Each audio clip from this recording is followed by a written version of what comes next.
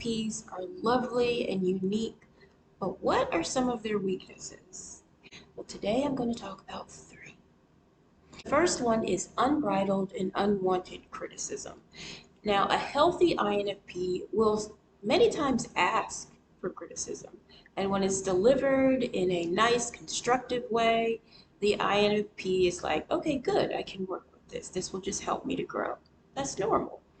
But when an INFP typically receives unwanted, like they didn't ask for it, and just unbridled criticism that maybe someone just delivers in a harsh way because they're angry or something, that can be really, really detrimental to the INFP. It can really do us in because most of us, we already are kind of like, generally speaking, not always, have like a type B perfectionist outlook. Like we want to be absolutely perfect in our craft or in the relationships that we're in. We just want everything to be right so that we can make sure the people in our lives are taken care of and that we're doing what we need to do. And when we don't get it right, we're like, oh, I give up. That's like type, in a nutshell, I guess, type B perfectionism. And a lot of INFPs are like that. I know I am. If I don't get like gold star, I'm like, ah, whatever, screw it. And along with that, a lot of us also are very hard on ourselves. Like it's a common phrase, we're our own worst critics. Well, for INFPs, that like we go the extra mile in being our own worst critics. Um, in fact, that's part of the reason why a lot of us have very low self-esteem. That's something that we battle with. So you take a person like that who has low self-esteem, who's constantly hard on themselves, they always like every day have that little voice in the back of their mind saying, you're not good enough, you need to do better. And then on top of that, someone comes along and just hurls a whole bunch of their flaws in their face in a very cruel way. That's like a punch to the face or a punch to the gut. It really hurts and it can set the INFP back a lot when it comes to emotional and mental well-being. And it can send them to a really dark place. So what would be the solution to that? Well, one thing that we can do, because we're going to face at various points in life, we're going to face unwanted criticism. It's going to happen. And in order to be prepared for that, what we can do now, like starting today, if we don't already, is work on building our self-esteem. That's something I've been trying to work on for years, especially since 2019. I can't do math, however long that's been. Um, yeah, so it's something that's really important for us to work on how we view ourselves and how we feel about the way other people view us. To remember that we should put a little distance between our view of ourselves and the way other people perceive us. Because there are some people, their perceptions are so skewed that we should really just ignore them because that it will only hurt us. It will only be toxic. I hate that buzzword, but it's true that some people's perspectives are toxic because they are in a bad place in their life. So yeah, if we work on our self-esteem, it can help us not get so emotional when someone comes at us in a rage. It can help us to stay balanced and centered and be like, okay, this person is having an issue today. I'm sorry for them. I'm not going to let it affect me. And just listen to what they say. And perhaps this angry person who was saying, this is your flaw, and this is your flaw, and this is what you do wrong, perhaps some of those things are true. And that's going to hurt. But you know what? Everyone on this planet has a flaw, has more than one flaw. So it's okay. That's normal that we have flaws and that we're going to annoy someone with our flaws sometimes. That's okay. All we have to do is take that information in and try and work on it if we can, because there's no flaw that's unfixable. So we're not lost causes. I think that's the basis. A lot of INFPs, when we get a lot of criticism that's unwanted and that we worry might be correct, we start to feel like a lost cause. But we have to remember we're not. Okay, so the second weakness that can do us in, and this, I feel weird saying this is a weakness even because it's not really, you'll see what I mean, but it's our high level of honesty. Now, not all INFPs are the same, so there might be some INFPs who are compulsive liars, but I think for the majority of us, we prefer like brutal honesty and transparency. Now, younger INFPs especially can be very candid in sharing their opinions with others because they haven't lived long enough to see how that affects people. There are a lot of people who simply cannot take candid, candid remarks, and it's interesting when you think about it. What was our first weakness was being sensitive to criticism. So if you think about it, we as INFPs should understand that it can be very difficult for some people to accept candid honesty.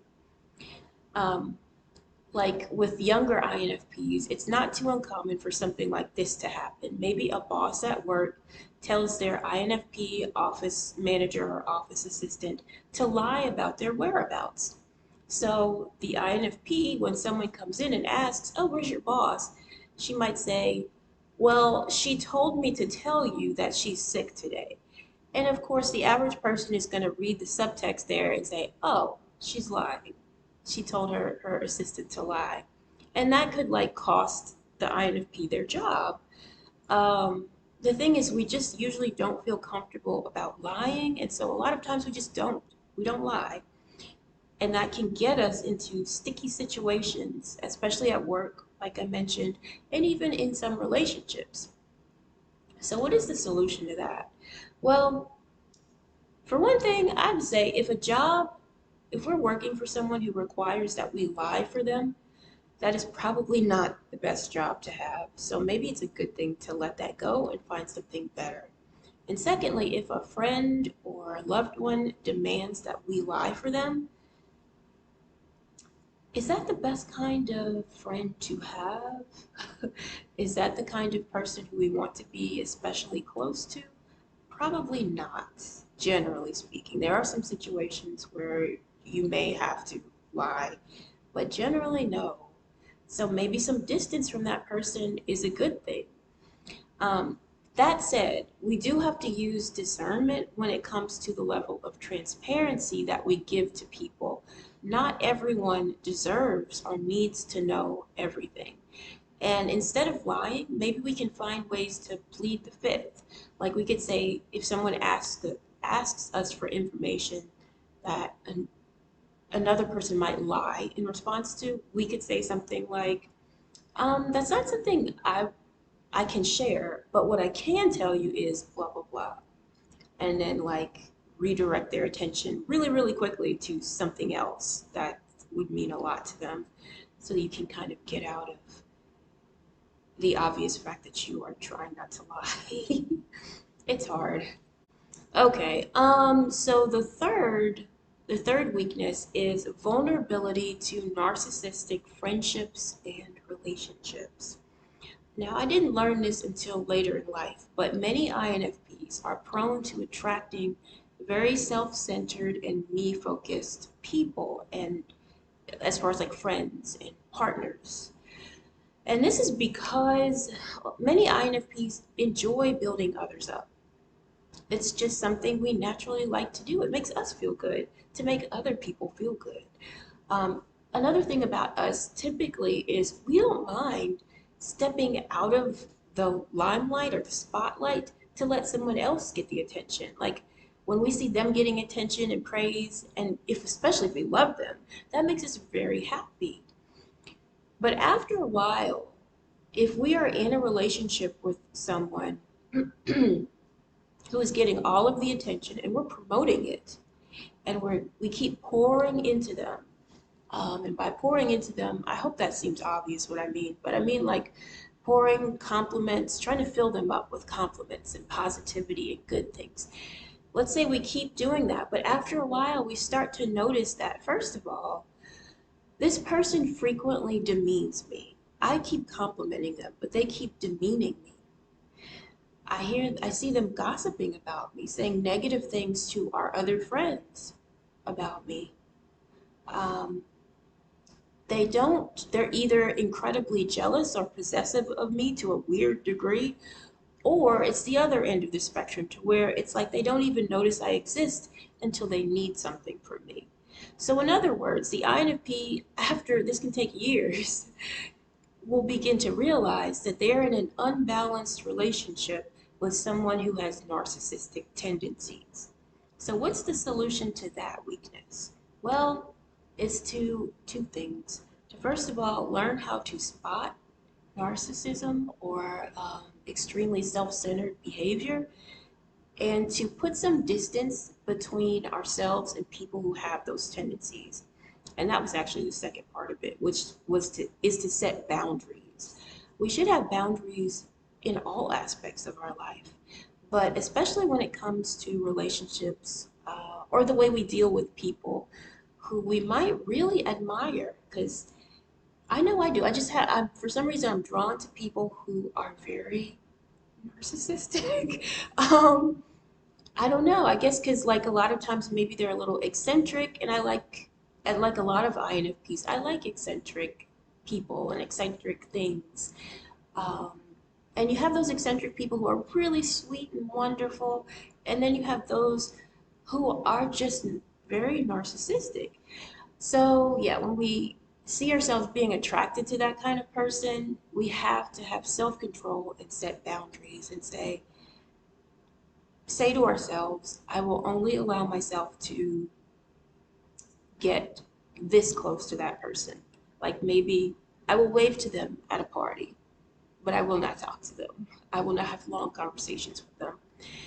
So, yeah, those are some three weaknesses that a lot of INFPs may have to contend with.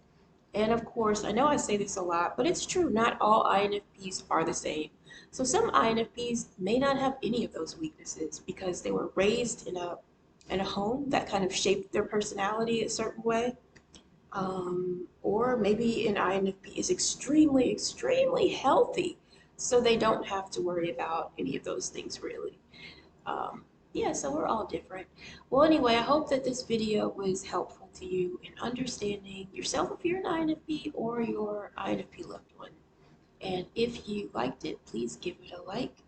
And you can even subscribe to this channel and see me ramble about more things. Bye. Thanks for watching.